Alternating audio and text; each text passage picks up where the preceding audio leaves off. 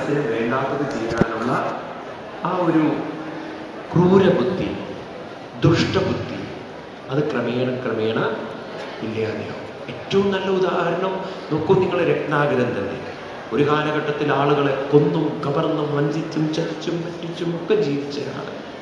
മനസ്സ് പരിവർത്തനം വന്നപ്പോൾ കുളിക്കാൻ പോകുന്ന സമയത്തല്ലേ, 2 പ്രാവുകളിൽ ഒന്നിനെ ഒരു വേടൻ അമ്പെയ്യുന്ന സമയത്ത്, ഒരു പ്രാവ് പടഞ്ഞു വീഴുന്ന സമയത്ത് ആ മനസ്സ് വേദനിച്ചു. പണ്ട് ആളുകളെ കൊല്ലുമ്പോൾ മനസ്സ് വേദനിക്കാത്ത ഒരാൾക്ക് ഒരു പ്രാവ് പടഞ്ഞു വീഴുമ്പോൾ മനസ്സ് വേദനിച്ചു കൊണ്ടല്ലേ പറഞ്ഞത്, മാനിഷാദ പ്രതിഷ്ഠാത്വം അഗമശാശ്വതീ സമാ യത്കൗഞ്ചമിഥുനാദേവം അവധീ കാമമോഹിത. എത്ര മനോഹരമായി കൊണ്ട് അവിടുന്ന് വരികൾ ഉതിർത്തുകൊണ്ട് പറയുന്നു, അരുത് കാട്ടാള, ചെയ്യരുത്. ഇപ്പോ നീ ചെയ്യുന്നതിന്റെ ഫലം പിൽക്കാലത്ത് നിന്നെ വേട്ടയാടും. സ്വന്തം മനസ്സിനെ സൂക്ഷിക്കും. അപ്പൊ ആരെയാണ് ഭയപ്പെടേണ്ടത്? ആരെയാണ് പേടിക്കേണ്ടത്? അവനവനെയും പേടിക്കണം എന്ന് പറഞ്ഞാൽ അവനവന്റെ മനസ്സിനെ, അവനവന്റെ വാക്കുകളെ, അവനവന്റെ ചിന്തകളെ പേടിക്കണം. ആരെ പേടിക്കണ്ട? ഭഗവാൻ. ഭഗവാൻ ആരെയും ശിക്ഷിക്കുന്നില്ല. ഭഗവാൻ എല്ലാവരെയും സംരക്ഷിക്കുന്നവനാണ്. ഭഗവാൻ എല്ലാവരെയും സ്നേഹിക്കുന്നവൻ. ആ സ്നേഹം ഉള്ളത് കൊണ്ടാണ് നമ്മളൊക്കെ ഈ നിമിഷം ഇവിടെ നിലനിൽക്കുന്നു. നോക്കൂ നിങ്ങൾ, നിങ്ങളുടെ മനസ്സിനെ നിലനിർത്തുന്ന ഭഗവാൻ, ആ ഒരു കാരുണ്യം, ആ ഒരു സ്നേഹം, ആ ഒരു ദയ നമ്മളോട് കാണിക്കുന്നത് കൊണ്ടല്ലേ ഈ നിമിഷം നമ്മൾ നിൽക്കുന്നത്. ആണോ അല്ലയോ? അപ്പോ നമ്മളെ സ്നേഹിക്കുന്ന ഒരാളെ നമ്മൾ ഭയപ്പെടുകയാണോ വേണ്ടത്? ആണോ? നമ്മളെ സ്നേഹിക്കുന്ന ഒരാളെ നമ്മൾ തിരിച്ചും സ്നേഹിക്കുക. അതാണ് ഗോപികമാർക്കൊക്കെ ഉള്ളൊരു ഗുണം. അവർക്ക് പേടിയുണ്ടായില്ല. അവർക്ക് അത്ര സ്നേഹമായിരുന്നു ഭഗവാൻ, അത്ര പ്രേമമായിരുന്നു ഭഗവാനോട് തന്നെ. അവർ എന്തും പറയാനൊരു വിഷമമില്ല. ഭഗവാനെ കെട്ടിപ്പിടിക്കാനോ അവർക്ക് മടിയില്ല, ഭഗവാനെ ഉപവയ്ക്കാനോ അവർക്കൊരു പേടിയില്ല. ഇതൊക്കെയാണെങ്കിലും, ഈ ഗോപികമാരുടെ മനസ്സിതൊക്കെയാണെങ്കിലും അവർ കേവലം ഭഗവാനും ശരീരം മാത്രമായിട്ടല്ല കണ്ടത്. അവരുടെ അത്ര ക്ലിയർ ആയിട്ടാണല്ലോ പറയുന്നത്, നക്കല്ലു ഗോപിക നന്ദനോ ഭവാൻ അഖിലദേഹിനാമന്തരാത്മതൃ. അഖിലദേഹിനാമന്തരാത്മ മനസ്സിലാവുണ്ടോ നിങ്ങൾക്ക്? ഇപ്പൊ നമ്മുടെയൊക്കെ അന്തരാത്മാവായ ഭഗവാനെ ഇനി മുതൽ അല്പം പോലും മനസ്സിൽ ഒരിക്കൽ പോലും പറയരുത് ഇതിനൊക്കെ ദൈവം നിങ്ങൾക്ക് വെച്ചിട്ടുണ്ട് എന്നാണ്. ഒരിക്കലും പറയരുത്. ഇതുപോലെ പറയരുത്, ഇതൊക്കെ ദൈവം നിങ്ങൾക്ക് തരും, ദൈവം എന്നെ ശിക്ഷിക്കും, ദൈവം എന്തിനെന്നെ ശിക്ഷിക്കണോ, ഈ വാക്കുകളെ പറയരുത്. ദൈവമല്ല ശിക്ഷിക്കുന്നത്, ശിക്ഷിക്കുന്നത് അവനവന്റെ കർമ്മം. അതുകൊണ്ട് പേടിക്കേണ്ടത് കർമ്മചക്രത്തെ പേടിക്കണം. ആരെ പേടിക്കണ്ട? ഭഗവാനെ അല്പം പോലും പേടിക്കണം. ക്ലിയർ ആണോ നിങ്ങൾക്ക്? അതാണ് സത്യം. അതുകൊണ്ട് പ്രഹ്ലാദന് അല്പം പോലും എന്തുണ്ടായില്ല? ഭഗവാൻ തന്നെ പറയുന്നുണ്ട്, ആരാണോ ഭയത്തിൽ നിന്ന് മുക്തൻ അവനാണ് ഭക്തൻ എന്നാണ് പറയാണ്. യസ്മാന്നോദിജതേ ലോക. ഇത് 12ാമത്തെ ഭഗവത്ഗീതയിൽ വരുന്ന ശ്ലോകമാണ്. 15ാമത്തെ ശ്ലോകമായിട്ട് വരും. യസ്മാന്നോദിജതേ ലോക ലോകാന്നോദിജതേച്ഛയാം ഹർഷാമർഷഭയോദ്വേഗൈ മുക്തോ യഃ സജമേ പ്രിയ. ആരാണോ ഭയത്തിൽ നിന്നും മുക്തൻ മേ പ്രിയ, അവരാണ് എനിക്ക് ഭയമുക്തൻ മേ പ്രിയ. അർത്ഥാവില്ലേ? ആരാണോ ഭയത്തിൽ നിന്നും മുക്തനായിട്ടുള്ളവര് അവരെനിക്ക് പ്രിയപ്പെട്ടവരാണ്. അപ്പൊ നമ്മുടെ മനസ്സിൽ അല്പം പോലും എന്തുണ്ടാവരുത്? ഭയം. ഈ ഭയത്തിന് കാരണം അന്യനെന്ന തോന്നൽ. ഭയം പോക്കാനുള്ള വഴി അന്യനെന്നല്ല, അന്യനെന്ന ബോധം മാറി ഭഗവാൻ എനിക്ക് ആരാണ്? അനന്യനെന്ന ബോധം. അപ്പൊ ഭയം പോകും. ഭാഗവതം പഠിക്കും. നാളെ മറ്റന്നാൾ അത് കാണും. ഭാഗവത്തിൽ തന്നെ പറയും, ഭയം ദ്വിതീയാവിനിവേശദസ്യ ഈശാദവേദസ്യ വിപര്യയോ സ്മൃതി. ഭഗവാനെ പേടിക്കുന്നതിന് കാരണം ദ്വിതീയം. ദ്വിതീയം എന്ന് പറഞ്ഞാൽ ഭഗവാനും ഞാനും വേറെ എന്നുള്ള തോന്നൽ. അപ്പൊ ഭയം പോക്കാൻ എന്താ വഴി? എൻ്റെ ആത്മാവ് തന്നെയാണ് ഭഗവാൻ എന്ന ബോധം ഉറയ്ക്കുമ്പോൾ ഭഗവാനോട് അല്പം പോലും ഭയമുണ്ടാവില്ല. പക്ഷെ എന്തുണ്ടാവും? പ്രേമം, സ്നേഹം, ആ ഒരു ഇതുണ്ടാവും. എന്തൊരു സത്യമാണ് നോക്കൂ. ഈ ലോകത്തിൽ ഇത് പറഞ്ഞു കൊടുക്കണം നമ്മൾ. ഈ ക്രിസ്ത്യൻ കൾച്ചർ ഉണ്ടല്ലോ, നമ്മുടെ കുട്ടികളെയൊക്കെ വല്ലാതെ സ്വാധീനിച്ചിട്ടുണ്ട്. അവർക്കൊക്കെ ദൈവഭക്തിയേക്കാൾ കൂടുതൽ ദൈവഭയമാണ് നമ്മൾ കുത്തിവെക്കുന്നത്. നീ തൊഴാത്തോണ്ടാണ് പരീക്ഷ തോറ്റത്, നീ തൊഴാത്തോണ്ടാണ് പരീക്ഷ ടഫായി വന്നിരിക്കുന്നത്, നീ അവിടെ പോയി നാളികേരം ഉടയ്ക്കാത്തോണ്ടാണ് നിനക്ക് ഇങ്ങനെ വന്നത്. അതിങ്ങനെ പേടിച്ചു പോവുകയാണ്.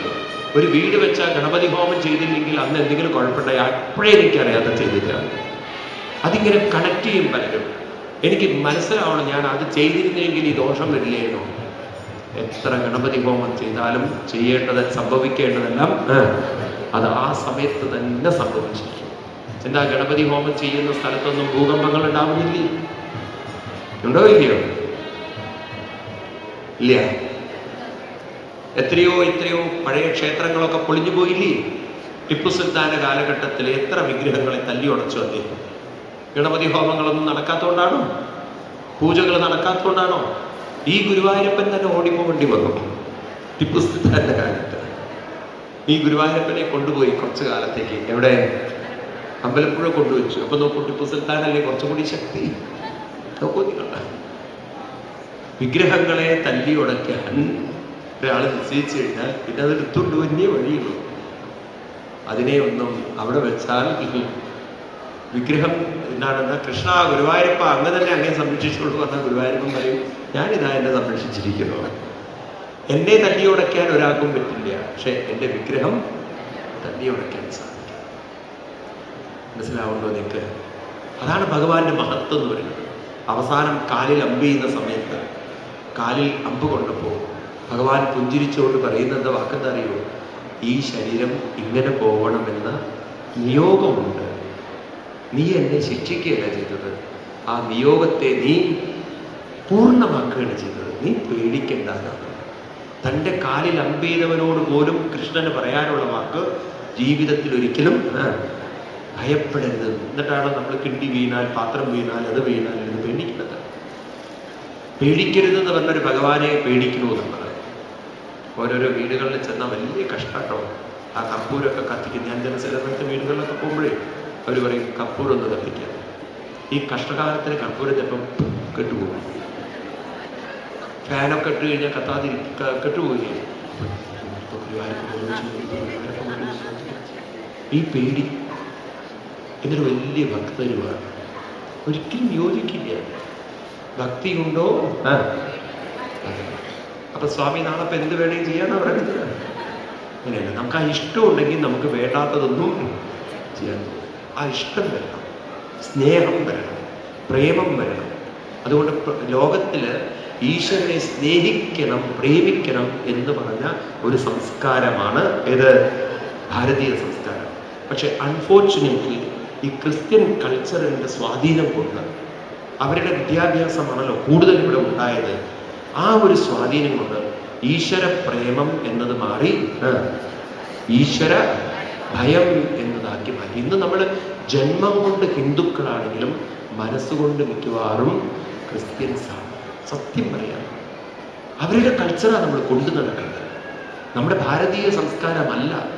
അമ്പലത്തിൽ പോകുന്നുണ്ട്, ഇതൊക്കെ ഉണ്ടെങ്കിലും ഉണ്ടല്ലോ കുറേ ആളുകൾക്ക് പേടിയാണ്.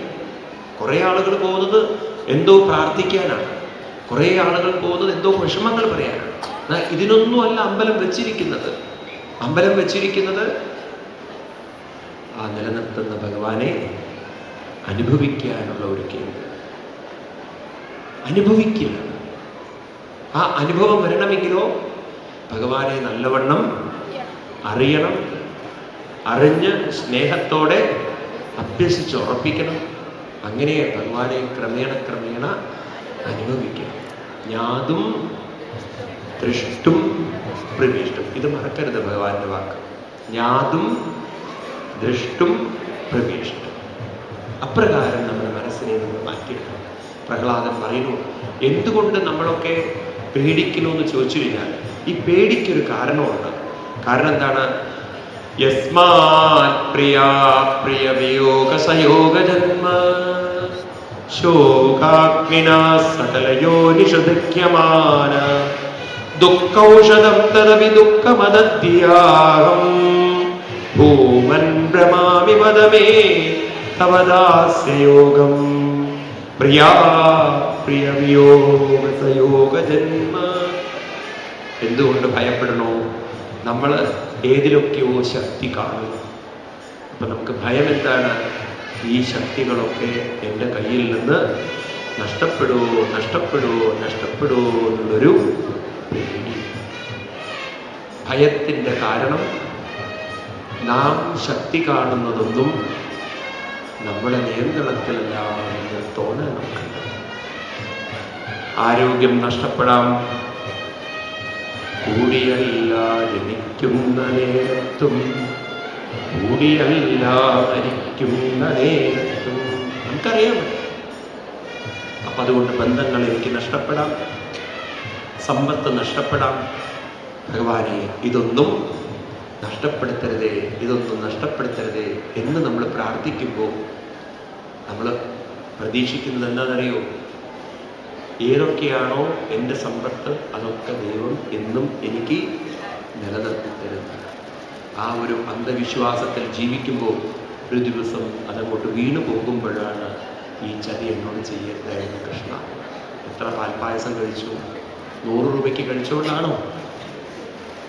നോക്കൂ, എന്തൊരു കഷ്ടമല്ലേ. നമ്മൾ ഭഗവാന്റെ ഒരു കാര്യം ആലോചിച്ച് നോക്കൂ. ഭഗവാൻ നമ്മുടെയൊക്കെ പ്രാർത്ഥന കേൾക്കുമെങ്കിൽ എനിക്ക് പലപ്പോഴും തോന്നാറുണ്ട്, ഒരാൾ 100 രൂപയുടെ പാൽപ്പായസം കഴിച്ചു, ഒരാൾ 1000 രൂപയുടെ പാൽപ്പായസം കഴിച്ചു. 100 രൂപയുടെ ആൾ പാൽപ്പായസം കഴിക്കുന്നത് ഭഗവാനെ മഴ പെയ്യല്ലേ, സപ്താഹം മുടങ്ങരുത്, എനിക്ക് സപ്താഹത്തിന് പോകണം, മഴ പെയ്താൽ പോകാൻ പറ്റില്ല. വേറൊരാൾ പ്രാർത്ഥിക്കുന്നത് ഭഗവാനെ മഴ പെയ്താലേ പാടത്ത് കുറച്ചുകൂടെ വളരാൻ പറ്റും, 1000 രൂപയുടെ പാൽപ്പായസം. ഇനിയിപ്പോ എന്താ പറയാ, ഓണത്തിന് മുമ്പാണ് വിചാരിക്കുക, അപ്പൊ വാഴ ഇങ്ങനെ കൊലച്ച് നിൽക്കണം, ഒരു മഴയും കൂടി പെയ്താൽ എല്ലാം നല്ലോണം പാകായി. ആ രീതിയിൽ ഒരാൾ പ്രാർത്ഥിക്കണം. ഏത് പ്രാർത്ഥനയാണ് ഭഗവാൻ കേൾക്കുക?